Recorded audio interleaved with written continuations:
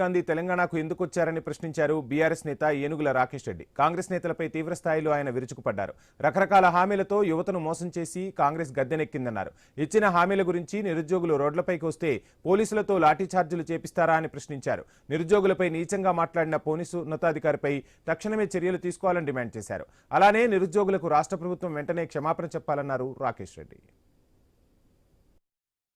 నిరుద్యోగులకు క్షమాపణ చెప్పాలి, ప్రభుత్వం చెప్పాలి, ఆ పోలీస్ అధికారి కూడా చెప్పాలి క్షమాపణలు. అదేవిధంగా శాఖాపరమైనటువంటి చర్యలు కూడా ఆ ఉన్నతాధికారి మీద తీసుకోవాల్సిందిగా ఈ సందర్భంగా మేము కాంగ్రెస్ ప్రభుత్వాన్ని డిమాండ్ చేస్తూ ఉన్నాం. చాలా దురదృష్టకరం అండి, సమైక్య పాలనలో కూడా ఈ రకమైనటువంటి ఘటనలు జరగలే.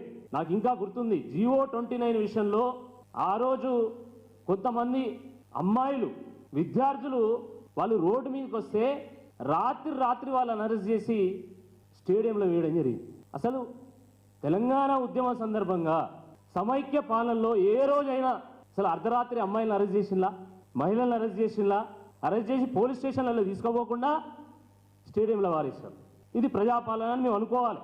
ఇదే మీరు తెచ్చినటువంటి మార్పు అని మేము అందరం మురిసిపోవాలి. మీరు వెంటనే రాష్ట్రంలో ఉన్నటువంటి నిరుద్యోగులు